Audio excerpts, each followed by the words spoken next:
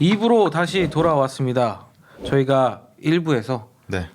혼다 125 닥스 125에 대한 이야기를 예상보다 길게 하느라고 맞습니다. 저희가 1부와 2부로 나눠서 진행을 하고 있습니다. 시장 전반에 대한 그 깊은 이야기로 125에 대한 혼다가 그 정도죠. 그럼요. 얘기가 길어졌습니다. 옛날에 제일 반대했던 사람 같은데. 네. 그러면 지금 2부에서는 저희가 어떤 이야기들을 나누면 될까요? 2부에서 뭐 아까 예고한 대로 호크 11. 역시 혼다다. 네.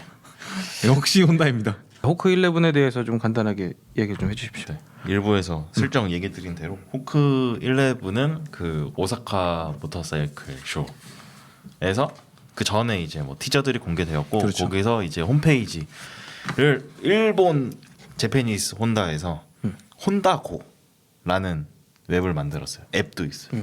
거기서 공개가 되었고요. 3월 21일 날 공개가 되었습니다. 그래서 많은 분들이 이미 뭐 다들 아시겠지만 아프리카 트윈, 레벨 1100, NT 1100이랑 엔진을 공유하는 스포츠 바이크입니다. 네. 그래서 이게 처음 공개된 다음에 가격이나 출시 시점은 공개되지 않았어요. 스펙도 뭐 이렇게 나온 사이트는 따로 없었는데 최근에 다시 들어가 보니까 가격도 공개가 되었고 일본 내에서 판매 목표 대수 뭐 이런 것도 나와 있고 스펙도 있는 사이트가 다시 개설이 됐더라고요. 그런데 거기 확인해 보면 지금 호크 11은 일본에서 9월 29일 날 출시가 예정되어 있어요. 그런데 그렇군요. 저희가 호크가 처음에 뭐 렌더링 이미지식으로 인터넷상에 떠들 때 네.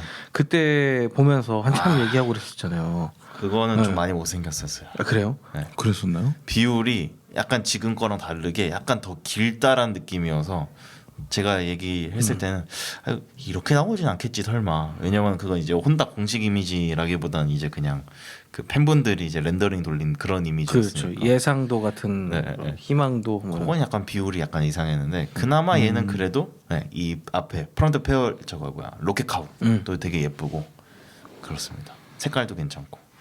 그렇군요. 나경남 기자님은 어떻게 느끼셨나요? 일단은 저는 사실 이게 호크 11이라고 읽어야 되나?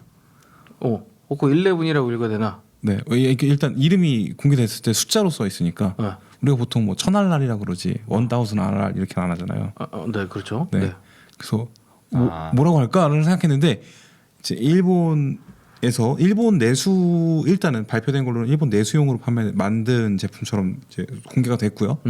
거기서 일본인들의 발음으로 11 호크 11 11로 호크 하겠습니다. 11. 네, 이렇게 가더라고요.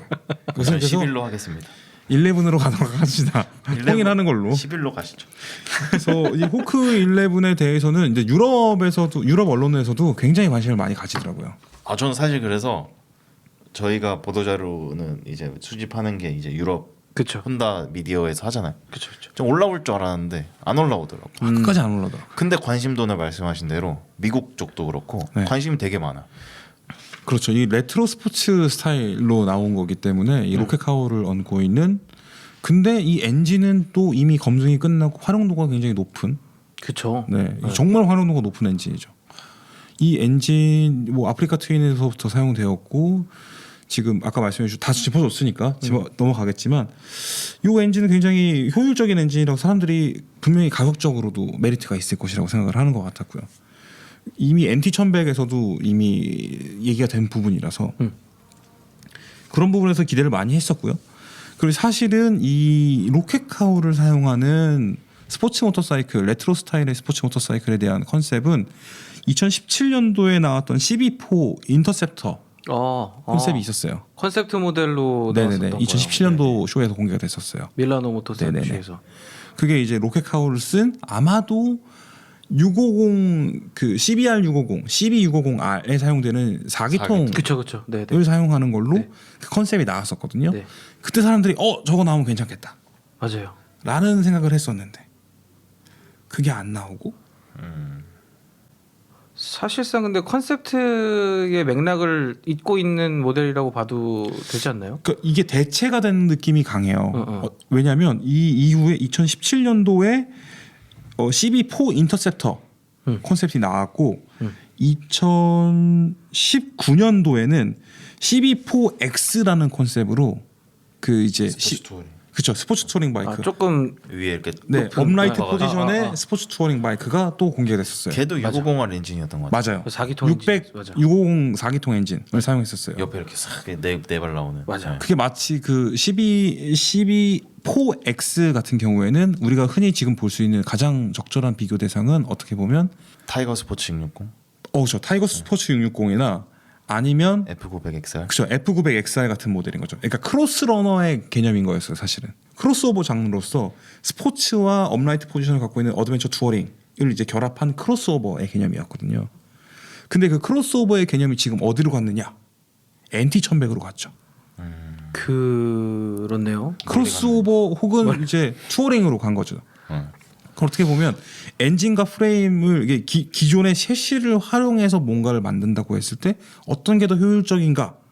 미들 클래스 400, 600 클래스 보다는 어떻게 보면 혼다에서는 더 수익을 최대화할 수 있고, 플래그십 쪽으로 예, 이 엔진은 굉장히 큰 출력이라던가 뭐 굉장한 고성능을 내는 건 아니지만 충분하게 즐길 수 있는, 평범하게 즐길 수 있고 그런 효율을 생각해서 그 만들어놨던 컨셉들을 이 윗급에서 구현하는 것이 아닐까라는 이제 킹리적 가심으로.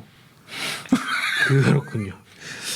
이게 일본 보도자를 보면은 어떻게 그 이거를 우리나라 말로 이제 번역을 한 거. 네네네. 경험이 풍부한 베테랑 라이더를 중심으로 고객에게 새로운 가치관과 충실한 모터사이클 라이프를 제안하는 대형 스포츠 바이크라고 되어 있어요. 그래서 이게 너무 재밌었어요. 경험이 풍부한 베테랑 라이더에게 새로운 뭔가를 주고 싶은 바이크라는 콘셉트가 보통 요새 다 젊은 사람들한테 어필하려고 하지. 네, 뭐 엄청 투어링 모터사이클 아닌 이상. 이 포인트가 좀 재밌었습니다. 그 일본 시장이 좀 노후화돼서 그런 거 아닙니까? 라이더들이 그럴 수도 있죠. 근데 대상층 자체가 조금 나이가 조금 이제 제가 이제 그 베테랑이라고 얘기하기 좀 부끄럽지만 중테랑. 예, 중테랑 중테랑 라이더로서 그 생각해 보면 이게 결국에는 그 어떻게 보면 이제 베테랑 라이더라고 하는 것의 기점은 제 생각에는 타볼 거 다 타본 거예요. 이거고 저거고 뭐. 고성능 스포츠 옛날 바이크 막 뭐 1300cc짜리 네이키드 바이크, 뭐 투어링 바이크, 레플리카 뭐 뭐 레플리카 400cc 막 이런 거 다 타봤어. 이제 대충 편안한 거 타고 싶다. 근데 좀 예뻤으면 좋겠고, 그러니까 요 현대적인 트렌드에서 벗어나고 싶지는 않은데 너무 외골수로 가는 이제 그런 건 안 보여주고 싶고, 이런 사람들이 선택하기 되게 좋은 차량이 아닐까. 이미 그 앞전에 그런 차량들은 다 나왔어요. CB1100 EX, RS 다 나왔어요. 근데 걔는 너무 이제 진짜 올드하고 향수를 자극하는 느낌. 리턴, 보통 이제 일본에서는 그 개념을 많이 얘기를 하는데 리턴 라이더라고 얘기를 하는 게, 젊을 때 바이크를 탔다가 떠났다가 다시 바이크를 타는 사람들 리턴 라이더의 개념으로 얘기를 했었어요. 한국에서는 그게 일본에서 그 얘기를 하던 시점에서 약 한 10년 정도 뒤에 세대가 그걸 맞이할 거라고 보거든요. 어떻게 보면 지금 저 같은 세대가 리턴 라이더일 수 있는 거죠. 20대의 바이크를 20대 탔다가 바이크 이제 40대에 돌아오고 싶은 사람들. 여유 좀 생기고. 네. 혹은 그 전에 막 굉장히 다양한 바이크를 탔거나 아니면 그때 맛만 보고 잊고 있다가 다시 돌아오고 싶은 사람들. 그럼 굉장히 고성능의 고가의 무언가를 선택할 가능성도 있지만, 대형 바이크지만 되게 편안하게 탈 수 있고 대배기량이지만 편안하게 탈 수 있고 접근성이 쉬운 바이크를 원할 수도 있단 말이죠. 그치. 근데 또 멋은 좀 있었으면 좋겠어. 너무 노인네 같았으면 싫어. 그러네요. 타겟팅이 그렇게 되는 게 그림이 싹 그려지죠? 그렇게 되는 것도 말렸나? 이게 킹리적 가심입니다. 아무튼 근데 이런 네오 레트로, 스포츠 레트로, 아무튼 뭐 이런. 네. 네네. 주현영 기자 흉내내는 건가요? 역시 잘 캐치하셨네요. 아무튼 이런 바이크들이 간간히 출시를 했잖아요. 네네. 뭐 좀 더 올라가면 뭐 알라인티 레이서도 있었고, 그렇죠, 그렇죠. 가와사키 G900 RS, 그렇지.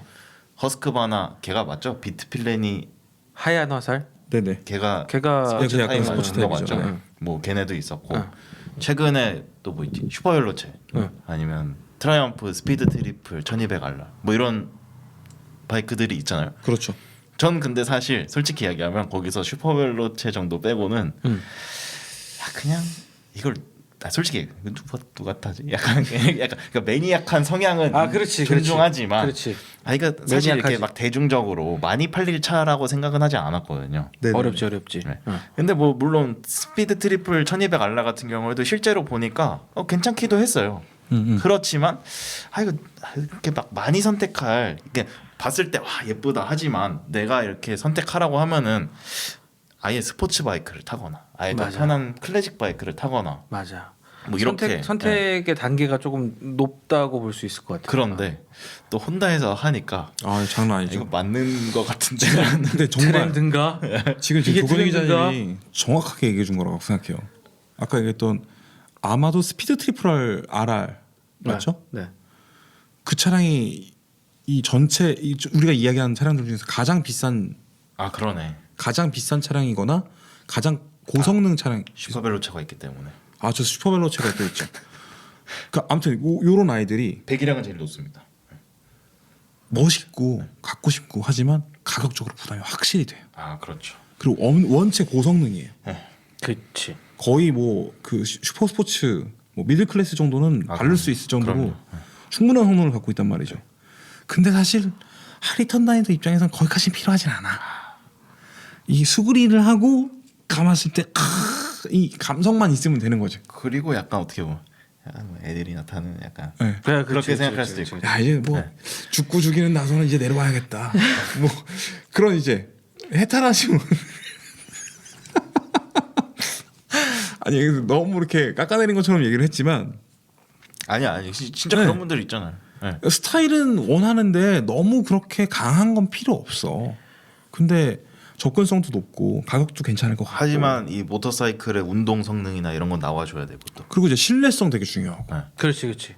혼다 일단 중요한 거 딱 감았을 때 나가냐 안 나가냐 이런 그런 것들. 그 얘기도 하시잖아요, 형님. 그럼요 당연하지. 네. 이게 야 내가 아무리 편한 거 타도 그래도 감았을 때 달리는 건 배기량이 있어요. 있어야 네. 되는 최소 100마력은 돼야 된다 이 얘기잖아요. 그런 네. 얘기죠. 그런 의미에서 되게 적절하지 않나라는 생각. 그게 혼다가 하면 옳다라고 주장하는 게 그건 아니고 아니지만, 네. 이미 시장을 이렇게 봤는데 혼다가 가만히 보기에도 이게 수요가 없을 것 같지는 않은데. 그치. 이게 우리가 그 혼다가 또 이미 레트로 카페가 있어. 카페가 있죠. 네오 스포츠 카페. 네오 스포츠 카페 스포츠 카페. 네. 컨셉으로 12 12 천알이 있어요. 네. 근데 12 천알이 뭐냐? 좀 강한 애예요, 걔가 사실. 뭐 142마력인가 그러죠. 네. 걔가 원래 그 직렬 4기통 엔진이고 무겁고 그치. 사실은 굉장히 강력한 엔진이고 맞아요. 타기 편한 혼다라고 해도 사실 이제 센 느낌이 확. 좀 세요, 그건 확실히. 세지. 그렇게 봤을 때 네. 이거 우리도 괜찮은 게 있었는데 이걸로는 사실 조금 이거 말고 좀 더 편한 걸 사람들이 원하는 것 같아. 이거 잘 안 팔리는 거 보면 이런 생각도 하지 않았을까. 지금 약간 계속 이렇게 약 설득이 되는데 이게 잠깐 또 제가 요새 그 신경을 계속 많이 쓰고 있어서 RS 660 네. 보면 계속 CBR 650R 얘기가 나와요. 그 R7 때도 그렇고. 그치. 제가 그래서 그 미들 클래스 조만간 다뤄보려고 하는데 그렇죠. 제가 그거에 대해 연구를 좀 많이 했거든요.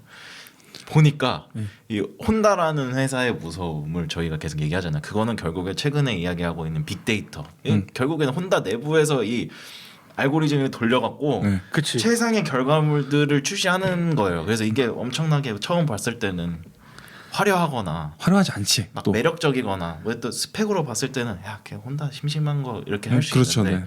이게 결국에는 보다 보면 내가 돈을 지불하고 선택하려고 하다 보면 그치. 다시 보니 선녀네. 이게 선녀가 가장 그리고 뭐라 그래야 가장 중립적인 선택지라고 해야 되나? 그렇죠, 네. 네. 치우치지 이거저거 않는. 다 선택했을 때 가장 그런 모델인 것 같아. 근데 호크도 그런 것 같고. 굉장히 혼다 박사님들이 굉장히 무서운 사람들이다.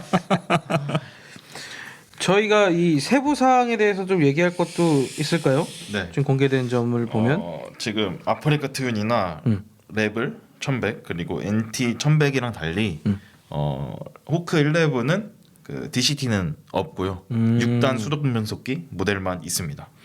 최고 출력 102마력에 최대 토크 104 뉴턴미터고요. 그래서 아마도 뭐 아직 타보지도 못했지만 아까 말씀해 주신 대로 딱 그 필요한 정도의 성능 그러면서도 스릴 느낄 수 있는 그 정도의 딱 스펙이라고 생각이 됩니다. 그리고 앞에 그 로켓 카울 이거는 일체 성형 PRF라고 하고 포지션은 스포츠 바이크니까 스포츠 포지션을 딱 갖추고 있고요. 전자식 스로틀이랑 트랙션 컨트롤 HSTC 혼다 셀렉터 오브 토크 컨트롤 들어가 있고 라이딩 모드는 총 스포츠 스탠다드 레인 세 가지의 유저 세팅 모드가 있고 또 윌리 컨트롤이랑 엔진 브레이크 컨트롤이 있다고 합니다. 네. 근데 아마 코너링 ABS는 아닌 것 같고 그렇죠. 이게 IMU를 사용해서 적극적으로 컨트롤하는 건 아닌 것 같고 그리고 좀 전에 말씀해 주셨던 파워, 엔진 출력 그리고 엔진 브레이크, 윌리 컨트롤 HSTC의 이제 제어 레벨을 이제 조정해서 이 4단계 스포츠 레인 스탠다드의 유저 4가지 이렇게 해서 3가지의 플러스 3 플러스 3 플러스 1 그렇게 들어가겠죠. 오 조금 스로틀 바이 와이어 쓰는 거라. 그 어떻게 보면은 그 전자 제어 시스템들이 적극적인 것들이 굉장히 여러 가지로 도움이 많이 되지만 그렇죠. 슈퍼바이크가 아닌 다음에요. 사실은 요즘에. 그렇죠. 사실상. 네. 그 오히려 트랙 바이크는 그 코너링 ABS라던가 뭐 이런 것들 굉장히 집중을 하죠. 트랙션 컨트롤도 굉장히 다단하게 적용을 하고 있고 대신에 이것을 제외함으로써 생기는 이득은 그만큼 가격을 낮출 수 있다. 네, 낮출 수 있다. 그 당연히 좀 계기반 같은 경우에도 그래서 적극적인 TFT, 풀 컬러 이런 건 안 들어가는 것 같더라고요. 호크는 아니에요. 네, 호크는 그냥 LCD 맞습니다. 원형 계기판을 네네네. 사용을 하고 옆에 이제 그 램프들 몇 개 들어오는 거, 그 정도로 잡히더라고요. 보니까 엔진 브레이크 컨트롤은 3단계, 그 트랙션 컨트롤도 3단계, 파워도 3단계. 이것을 조합해서 아까 말씀드렸던 레인, 스탠다드, 스포츠. 이걸 또 개별적으로 조합한 유저. 이렇게 4개가 될 것 같더라고요. 깔끔하고요. 엔진 회전 한 개는 대충 8,000 rpm이 조금 안 되는 것 같아요. 제가 작년에 또 그 아프리카 트윈을 또 한창 탔는데 일단 고회전으로 돌리는 그런 맛은 있긴 하지만 그런 성향의 엔진은 아닌 것 같고 대신 저회전의 그 토크나 배기음 이런 게 되게 좋았거든요. 그렇죠. 그래서 시내에서도 타기 되게 좋았어요. 처음 딱 시작하면서부터 느껴지는 그 토크가 실제로 엔진도 이게 그 유니컴을 사용하고 있는 OHC 엔진이거든요. 그러니까 싱글 오버헤드 엔진인 거죠. 그러니까 싱글 오버헤드 캠을 사용하는 거. SOHC하고 DOHC는 타보면 우리가 다 느낄 수 있지만 DOHC는 결국 고회전에서의 최고 마력을 좀 더 확보하기 위해서 그래서 뒤에 되게 굉장히 짜릿한 맛이 있고 SOHC는 대신에 그렇진 않지만 초반에서의 토크 같은 것들이 좀 더 확 튀어나오고 저는 개인적으로는 DOHC의 고회전 질감보다도 사실 SOHC를 더 좋아하는 편이기도 해요. 그래서 이 차량의 경우에도 최대 회전 한계는 8,000 rpm 정도로 좀 낮게 설정되어 있는데 실제로 최고 마력을 뽑아내는 RPM은 7,500이에요. 거의 끝까지 같이 나오죠. 레드존. 이 얘기는 무슨 얘기냐? 플레이 영역은 굉장히 좁은 편이긴 하지만 이 전체가 다 재미있을 거란 얘기예요. 토크가 나오는 영역도 6,250 rpm인데 이러면 아마도 3,000만 넘어도 70% 이상의 토크가 나올 것 같고 그럼 전체 영역이 다 재미있을 것 같거든요. 수동 변속기의 즐거움도 내가 충분히 누리면서 그러면 아까 말씀하신 저희가 그 조건희 기자가 얘기한 이 보도 자료에서 그 베테랑 라이더를 특정하고 어떤 이 세일즈 포인트로 삼은 것이 대략 어느 정도 이해가 갈 만하기도 해요. 조금 더 편하게 타면서도 더 즐겁게 탈 수 있고 리스크를 그렇게 크게 걸지 않는 대상을 선택한 게 아닌가 이 생각이 좀 드네요. 적절해요. 여기 그 말씀해 주셨던 보도 자료 일본 내수용으로 나온 보도 자료에 뭐 이런 이야기가 써 있어요. 스타일과 이제 컬러 베리에이션에 대한 설명에 첫 번째 딱 이렇게 표현을 하고 있거든요. 달리기의 즐거움을 잊지 않는 어른의 오토바이. 괜찮지 않아요? 개념 자체가 되게 아, 그럼 되게 타기 쉬운가 보다. 쉽게 만들었겠죠. 그 실제로 혼다 고 사이트에서 그 모터사이클 쇼 기간에 쇼에 직접 가지 못하는 사람들을 위해서 볼 수 있게 되게 여러 가지로 준비를 해놨어요. 잘했더라고. 160cm 조금 넘어가는 여성 라이더가 앉아 있는 것부터 시작해서 키별로 다 라이딩 포지션이랑 다 보여줬고요. 어허. 전후좌우. 네. 어허. 그러니까 여성이 타기에도 부담 없다라는 것들 굉장히 어필을 했었어요. 그럼 되게 이해하기 쉽고 다루는 재미가 있고 다루는 재미가 있고 재밌을 것 같은데 이렇게 보면. 그렇다고 힘이 없는 것도 아니고. 그런데 또 이게 본격적이기도 합니다. 지금 캐스터 각도는 또 25도 설정했다고 하는데 이게 재밌던 게 지금 이 머플러가 위쪽으로 설정이 되어 있거든요. 그렇죠, 네. 그래서 플러스. 이제 얘기한 게 뱅크 각을 더 확보했다. 뱅킹 앵글을 네. 라고 하더라고. 리턴 라이더에게 이 깊은 코너의 그러니까 즐거움을 쉽게 탈 수는 있는데 자, 이게 자. 제대로 탈 사람들. 삭. 네.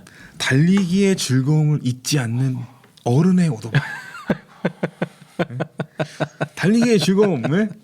아 근데 이번에 재밌었던 게 저희가 보통 이제 영문으로 써져 있는 보도 자료를 저기 미국이나 그쵸 저기 뭐 유럽, 저쪽 네. 유럽 친구들이 만드는 보도 자료만 보다가 또 일본식 표현 이런 거 보니까 그 약간 그 재밌는 게 있더라고. 아니, 그 약간 그러니까 그러니까 서로 이해가 편한. 동양 문화권에서 그리고 사실 우리가 그 일본의 그런 것들에 많이 영향을 받기도 했고 사실 그렇죠. 모터사이클 문화가 그렇군요. 그 보도 자료에 따르면은 가격이 나온 걸로 알고 있는데 네. 네. 근데 일단 이거는 국내 출시 여부를 잘 모르겠어요 저는. 사실 아까 앞에도 말씀드렸지만 유럽에서도 판매 계획이 아직은 나와 있지 않은 상황이잖아요. 그렇죠. 일단 그리고 9월 며칠 그 해놓은 것도 일본에서 출시 예정일이라고 나와 있기 때문에 그렇죠. 9월 29일 발매다. 맞습니다. 뭐 이렇게 얘기를 해놨는데 사실은 이것도 생산 일정이 딜레이가 될 가능성도 충분히 있다고 사실 생각은 해요. 그리고 심지어 그 지금 보고 계시는 홈페이지에 아예 들어가면은 안내문이 위에 떠요. 느낌표 해가지고 코로나 상황으로 인해서 진짜 세계적인 이게 되어 있고 굉장히 죄송하게 생각. 혼돈이 죄송하게 생각합니다. 되겠다 이렇게 적혀있더라고요. 그래서 일본 네. 일본서 일본적인 그런 그 일본의 어떤 굉장히 일본적 사죄. 그렇더라고요. 친절하다. 정리하겠습니다. 네. 아무튼 거기 나온 거는 가격은 139만 7천엔. 환율로 모르겠습니다. 엔화 환율이 무지하게 떨어졌어요. 저 1,000원 그렇군요. 미만으로 떨어져 있거든요. 일본 엔화 가격을 그 사실 다이렉트로 우리가 환산을 하는 것과는 굉장히 많이 다를 거예요, 무조건. 그쵸 구조적인 차이가 있으니까. 네. 그리고 일단은 그 일본에서 발표한 것에 따르면 연간 판매 대수를 1,200대 맞아, 정도로 1200대. 잡았더라고요. 1200대. 네. 그럼 이게 생산 전체 물량일 거라고 봐요. 계획된 생산 물량의 전체. 그렇겠네요. 네. 이거는 정말로 일종의 테스트 용도일 수도 있을 것 같고요. 일본 내에서 이게 반향이 있고 분명히 누군가는 이것을 병행으로 해외에서도 분명히 유럽에서도 병행으로 가져갈 수도 있잖아요. 그렇죠. 누군가는 가져갈 수 있어요. 예전에도 그런 일들이 있었고요. 아마 일본에서 미국 넘어가는 건 조금 더 쉽지 않을까요? 그럴 수도 있죠. 그 여러 가지 가능성이 있기 때문에 이 물량들이 풀리고 시장의 반응과 관심이 끊어지지 않는다라고 보면 혼다에서 이것을 증산 계획을 잡고 글로벌 전략 모델로서 더 키워낼 수도 있겠죠. 저희 구독자분 중에 일본에서 거주하시는 분들 몇 분 계시거든요. 네네네. 그분 중에 유튜브 하시는 분들도 몇 분 계셨던 것 같은데 아 정말요? 이거 출시하면은 저희는 못 보니까 전 대신 기다리겠습니다. 봐주시면 네. 너무 재밌겠다. 리포트를 소개하는 좋겠다. 영상으로 만드는 거. 네. 좋겠네. 추가로 제가 봤던 거 조금만 더 네. 붙이면 그 쇼와 도레시 포크 BFF인가요? BFF BP로 저는 받는 생각을 했었어요. 그리고 네. 제가 기사를 쓸 때도 짐작은 그렇게 했었습니다. 네. 실제로 그 포크에 새겨져 있는 것도 그렇게 봤거든요. 네. 근데 지금 보니까 제가 잘못 봤네요. 그럼 뭐죠? SFFBP입니다. 아. Separate Function Front 아. Fork Big Piston. 아. 그리고 요번에 이 보도자료에도 표기를 하고 있지만 쇼와라고 써놓고 네. 괄호를 열어서 히타치 아스테모라고 맞아요. 그거 봤어요. 정확하게 표기를 해주더라고요. 히타치 아스테모 저희 또 밀라노에서 보고 왔죠. 네, 그거 굉장히 업계에 정말 큰 일을 벌릴 친구들인 겁니다. 그 얼라이언스가. 이거 얘기한다고 그 일바처럼 보이진 않겠죠? 아니 이런 식의 우리가 부품사가 없는 게 사실 아쉬울 뿐인 거예요. 우리한테는. 간단하게만 얘기해 주세요. 히타치 아스테모는 간단하게 가능하십니까? 간단하게 하겠습니다. 네네. 자, 히타치 아스테모 간단하게 말씀드리면 간단하게. 네, 히타치 전기가 있죠. 그 밑에 네. 그 밑으로 이제 하나의 회사가 된 게 서스펜션의 쇼와 아하. 그리고 인젝터를 만들고 카브레터 옛날에 유명했던 케이힌 네. 그리고 니신 브레이크 아. 이 3개 회사가 히타치 아스테모라는 하나의 회사가 됐어요. 다 그 M&A 통해서 인수합병 한 거예요 지금? 그렇게 했다기보다는 그 세 개의 힘을 합치는 방향으로 간 것 같아요. 휴전합. 근데 이게 정말 엄청난 야 효과예요. 근데 이 회사 하나 있으면은 뭐 프레임만 뚱닥뚱닥하면 사실 지금 모터사이클 만드네. 말씀해 주신 거 보면은 그것뿐만 아니라 이 지금 최근에 이 전자제어 시스템들이 굉장히 고도화되고 있잖아요. 그렇죠. 그 결국에 그게 뭐에 다 연관이 돼 있을까요?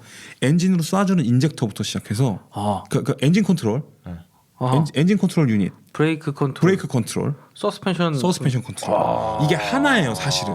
셰시 구성에서 가장 중요한 포인트예요. 그러네. 이게 독일에 있는 그 우리 보쉬 전자제어 그쵸. 네. 시스템. 근데 서스펜션 보쉬가 직접 ZF가 있지만 네.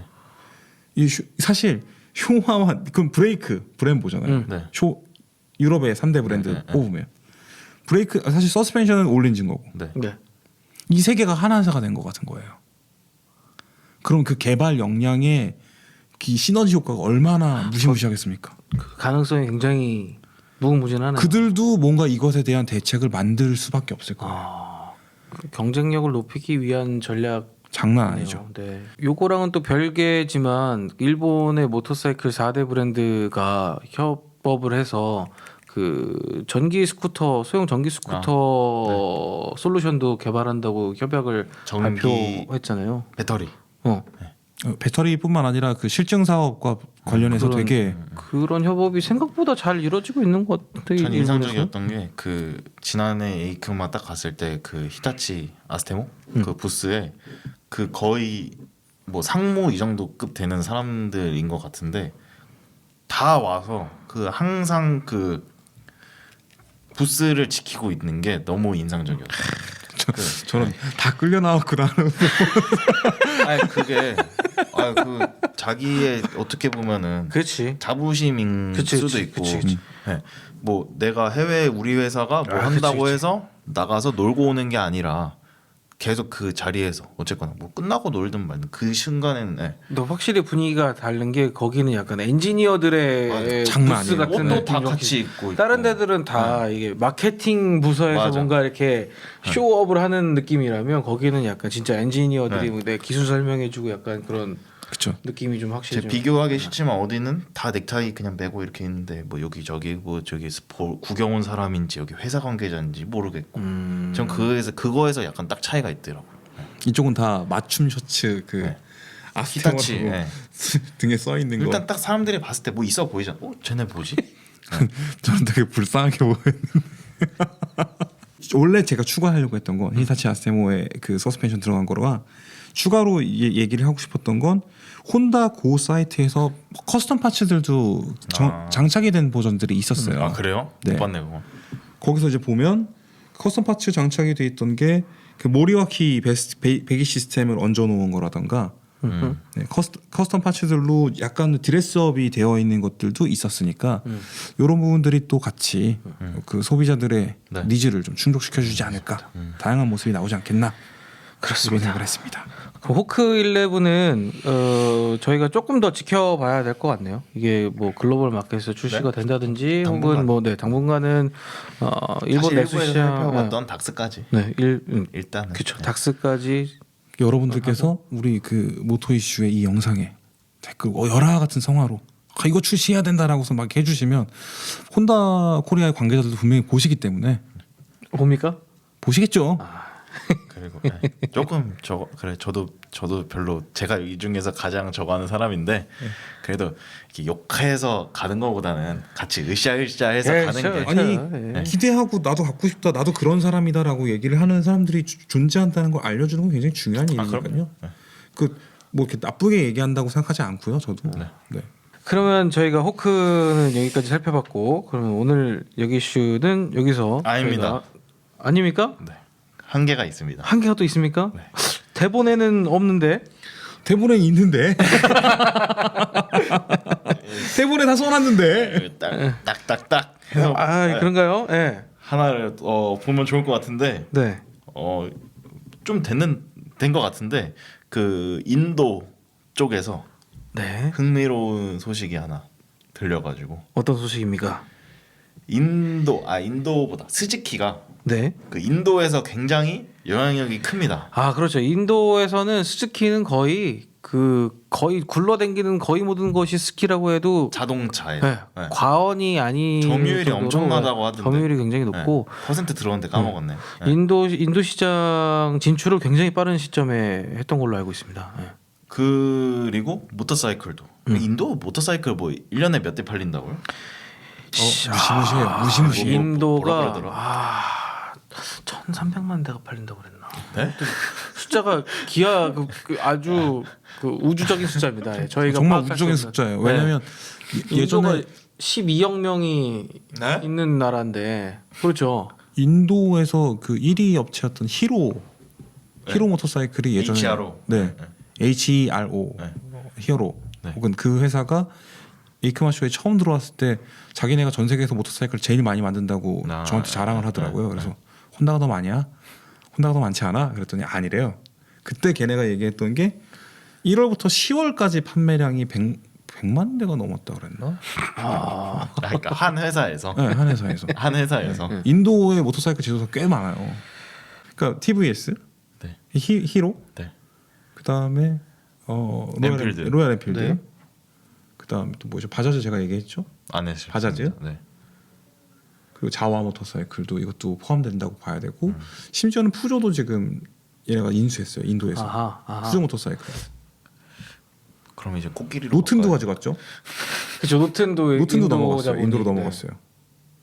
흡수했습니다. 그리고 지금 아시다시피 인도에 생산되고 있는 허스크바나도 있죠. 네. KTM도 그렇죠. KTM. KTM도 있죠. 근데 거기서 지금 생산 기지 또 갖고 있는 게 스즈키도 있어요. 가와사키도 조립 생산했었어요. 혼다도 있겠죠. 무시무시합니다. 나라가.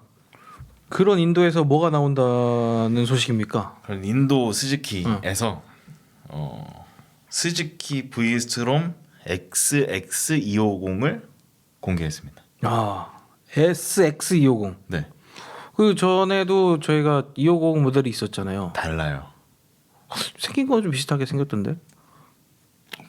아까 모르는 척 해놓고 생긴 거는 저기 브이스트롬 1100이랑 비슷하게 생겼던데요. 차 크기도 조금 더 크고 응. 일단은 딱 핵심 얘는 공랭 단기통이에요. 그게 가장 큰 차이점이군요. 네. 그 전에 브이스트롬 250은 걔는 수랭 2기통 아니었나요? 그쵸 병렬 그쵸. 2기통. 네네. 그리고 이렇게 시트 호도 좀 낮고 그쵸. 그리고 프론트도 17인치고 무게도 조금 무거웠던 걸로 기억이 나요. 그러니까 출력에 비해서 무게가 조금 무겁고 배기량에 비해서 엔진 형식이 이제 병렬 트윈이다 보니까 뭔가 출력을 쪼개 쓰는 느낌이 있어. 저회전 토크가 좀 많이 약했죠. 네네. 그리고 근데 이제 브이스트롬 250이 국내에 처음 딱 들어왔을 때는 이 쿼터 클래스가 굉장히 인기 있던 시점이었고 그래서 그거의 확정으로 어드벤처 스타일들이 조금 나왔던 게 저희가 그때 같이 뭐 보기도 했었던 게 G310GS라든가 혼다 CRF 250 랠리 그리고 이 브리스트롬 250 이렇게 있었는데 실제로 브리스트롬 250은 그동안 굉장히 우리나라에서도 좋은 역할을 해온 게 시트고 낮고 맞아요. 어드벤처 스타일이고 생긴 것도 귀엽고 이러다 보니까 많이 입문용으로 많이 사용하셨어요. 실제로 입문 라이더들이 굉장히 관심을 많이 갖고 네. 있는 모델이기도 했어요. 그리고 실제로 그 제가 아까 얘기했던 새 모델 중에 3박스 흔히 얘기하는 탑박스 사이드 케이스 달아도 전혀 분위기가 살고 오히려 제일 잘 어울리고 캠핑 가기도 딱 좋고 그랬었는데 이번에 공개한 거는 얘는 일단 프론트 19인치 휠이 달려 있고 최저 시상고가 205mm이고요. 아하. 공랭 단기통인데 26마력에 정확하게 얘기해 주셔야 됩니다. 공유랭 그쵸? 스즈키 공유랭 공윤행입니다. 이게 윤행에 대해서 뭐 제가 자세하게 설명할 것도 아닌데 윤행 라디에이터가 있어요. 네. 엔진오일 시키는 게 있습니다. 네. 그리고 이제 스즈키가 공윤행에 굉장히 진심이고 네. 윤행 R1100 몰라요? 몰라요. 엄청 완전 저도 사실 저도 별로 잘 이렇게 몰라요. 안 네. 쳐다보고 싶어 하는데 엄청 고인물들끼리 윤행 R1100의 전설에 대해서 많이들 얘기하세요. 윤행 엔진의 그 고집. 그때 잘 팔렸다면 아무튼 최고 마력이 26마력 최대 토크 26Nm고요 무게가 167kg입니다. 그래서 제가 막 굳이 구태여 비교하고 싶지 않지만 같이 이제 여러분들이 이해를 돕기 위해서 참고로 말씀드리면 브리스트롬 250은 25마력에 최대 토크 23.5Nm였고 조금 더 높긴 하네요. 무게가 188kg이었어요. 그러니까 무게가 좀 더 무거웠다는 거죠. 그치. 그리고 C2고는 800mm로 더 이 발착지성은 좋지만 그럼으로 인해서 프런트도 17인치고 이렇기 때문에 최저 지상고가 안 나왔거든요. 그렇기 때문에 투어 다니는 용으로 굉장히 좋았지만 만약에 캠핑장이나 약간의 흙길을 들어가려 그러면 약간의 제약이 있는 모델이었는데 지금 브리스트롬 SX 250 같은 경우에는 근래 국내도 출시했던 KTM 390 어드벤처나 네. CRF 300L 이런 네, 애들처럼 네. 가지고 놀 수 있는 그런 바이크다. 그런 구성이 아니 근데 이게 프런트 19인치가 된 것만으로도 되게 반갑네요. 그리고 저는 사실 그렇게 처음에 봤을 때 흥미롭긴 한데 그래도 서스펜션이나 이런 게 막 제대로 하진 않겠지라는 생각했는데 그 런칭 영상 보니까 서스펜션 움직이는 게 얘가 역할을 하더라고. 이렇게 딱 댐핑 하는 거 보면은 대충 알잖아요. 괜찮더라고. 그래서 얘 되게 재밌을 것 같네. 얘 되게 욕심 나더라고요. 생긴 것도 사실 앞에서 보면은 그 지금 브리스트롬 1000 기준으로 봤을 때 지금 1050은 1000 XT처럼 이렇게 세로로 생겼는데 또 옆에서 보면은 지금 1050 XT처럼 약간 평평하게 했어요. LED기도 하고. 그리고 또 390 어드벤처 비하는 아닌데 걔는 이렇게 턱이 없는 좀 그런 느낌이잖아요. 그 어떤 분이 저희 그 시승기에다 그 저기 뭐야 거북목 모터사이클이다 하셨는데 네. 얘는 그런 건 없습니다. 피트가 위에 딱 달려 있어가지고. 그래서 지금 패밀리룩을 그 윗세대에 있는 패밀리룩을 제대로 개선했다고 보거든요. 그 말씀하셨던 건 1050 그리고 최근에 나온 신형으로 발매된 650 브리스트롬 650하고 패밀리룩이 오히려 더 가까워졌어요. 두 개 잘 섞은 느낌. 네. 이게 정말 잘 만들어진. 저는 오히려 디자인에서 되게 많이 끌렸고요. 발견하고 이제 저기 인도 시장에서 런칭했던 게 4월 7일인가 그랬거든요. 그때 딱 보고 이거 괜찮겠네. 공륜행에 이 정도면. 근데 이게 인도 시장 전용 제품으로 일단은 알고요, 저 있고요. 그렇기 때문에 추후 상황은 지켜봐야 될 것 같아요. 그런데 유로 5. 그러니까 BS6 기준을 맞출 거예요. 인도의 이제 그 배기 배출가스 기준이 BS6였던 걸로 제가 기억을 하는데 그 BS 기준이 결국에는 유로 5 기준하고 맞아 떨어지는 것들이었습니다. 예전에 엔필드들 이제 클래식 350이랑 그 메테오 나올 때 제가 봤던 거 같은데 그 기준을 맞춘다고 하면 일본이든 뭐 유럽이든 한국이든 사실은 큰 문제는 없을 것 같고요. 근데 이게 뭔가 사양이 달라질 수 있다라는 점이 분명히 있을 거예요. 그렇죠. 그런데 인도 쪽 매체들 보면은 한 매체에서 얘기한 게 얘가 유럽 5는 맞추고 있지만 유럽으로 출시할 모델은 모르겠지만 아시아 시장을 기준으로 만들었기 때문에 일본 시장은 기대할 수도 있다. 라는 이야기가 인도 매체에서 네, 어허. 있었고 그럴 수도 그런데 있어요. 그렇게 보면 지금 우리나라에서 최근에 또 하야부사를 엄청 잘 팔고 있거든요. 우리나라 스즈키가. 네. 그리고 실제로 세계적으로도 봤을 때 우리나라 스즈키는 굉장히 판매를 잘하는 회사예요. 특히 하야부사. 네. 근데 사실 하야부사 이게 스즈키 내에서도 굉장히 플래그십이고 다른 모터사이클과 비교해서 가격대가 높은 바이크라고 할 수 있는데 하야부사가 엄청 팔린대요 지금. 아하. 하야부사가 진짜 잘 보여요. 근데 전 세계 신형 하야부사. 그렇죠. 저희가 그 네. 판매 지표보다 저희가 눈지표를 많이 사용하고 있잖아요. 길에서 그 모터사이클이 보이느냐 보이지 신차가 보이느냐 보이지 않느냐가 네. 굉장히 그 이 판매량과 어느 정도 이제 비례하는데 하야부사 많이 보여. 아 그러니까. 많이 진짜 보여. 많이 보여요. 그래서 저도 만약에 얘가 일본 시장까지 넘어간다면 우리나라도 가능성이 이렇게 잘 없지는 않다. 어레인지를 해볼 수 있지 않을까. 이게 어떻게 보면 동아시아 시장, 동남아시아로 한정질 필요도 없어요. 한국과 일본을 포함한 동아시아 전체에서 네. 봐도 충분히 가능성이 있는 거라고 생각해요. 한국, 일본, 중국을 포함하고 타이완, 베트남, 인도네시아, 태국, 인도네시아 뭐 말레이시아까지 들어가죠. 지금 세계에서 오토바이 다 몰려 있는데 아닙니까? 인도네시아가 또 인구 엄청 많죠. 네. 모터사이클도 많이 타고. 최근에 판매량이나 구매력 그리고 그 판매량까지 많이 올라왔다고 합니다. 굉장히 많이. 엄청난 생산도 엄청 잘하고요. 근데 또 하물며 인도 시장이 생산 능력 자체가 인도에 만들어 놓은 생산 기지는 무시무시해요 정말. 인구가 12억 명인데 12억 명 넘을 거야. 넘었을까요? 계속 늘고 있어 지금. 실제로는 더 많을 지금도 늘고 있어.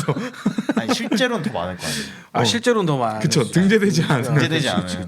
등재되지 않아요. 그치.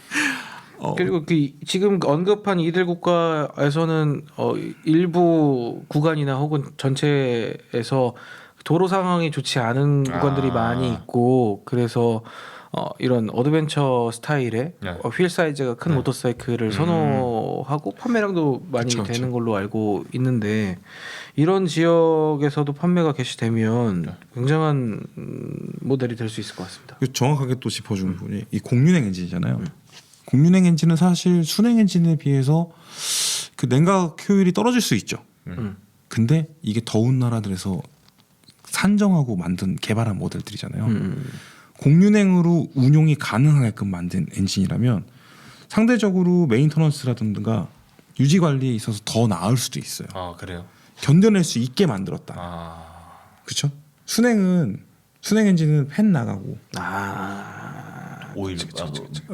냉각수 막 뿜고 막. 또 인도에서 타게 만들었으면 웬만한 저희 동남아시아 지역 다 탈 수 있습니다. 굉장히 열악한 환경이잖아요. 50도 가까이 올라가요. 네, 다 가보셨잖아요. 제가 잘 압니다. 전 인도를 못 가봐갖고. 네, 인도 잘 압니다. 제가. 그리고 한편으로는 이제 그 빌드 퀄리티 인도에서 생산된다고 했을 때 이 빌드 퀄리티에 대해 걱정하시는 분들도 분명히 있을 수 있어요. 그거 틀린 말 아닙니다. 근데 일본인들이 해외에서 생산 기지를 구축하면서 경험이 있어요. 노하우가. 그거 뭐냐? 일본인 관리자가 많으면 퀄리티는 나와요. 그리고 트레이닝을 어떻게 시키느냐가 되게 중요해요.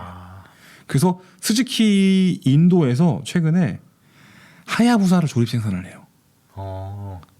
이거는 정말 인도 내수 시장 또는 인도에서 인도의 기술자들을 훈련시키기 위함이 되게 큰 거였어요. 그래서 최근에 인도의 매체들에서도 하야부사 시승이 올라왔고 인도에서 생산한 걸로 그러니까 조립 생산이지만 그걸로 그 최상위급 플래그십 모델 그걸 전 세계에 수출한다는 게 아니라 인도 내수 시장을 위해서 생산을 하고 생산할 수 있는 능력을 키우는 육성하고 있는 거거든요. 이렇게 지금 그 스즈키가 빌드업을 하면 그 여파가 상당히 있을 거라고 생각해요.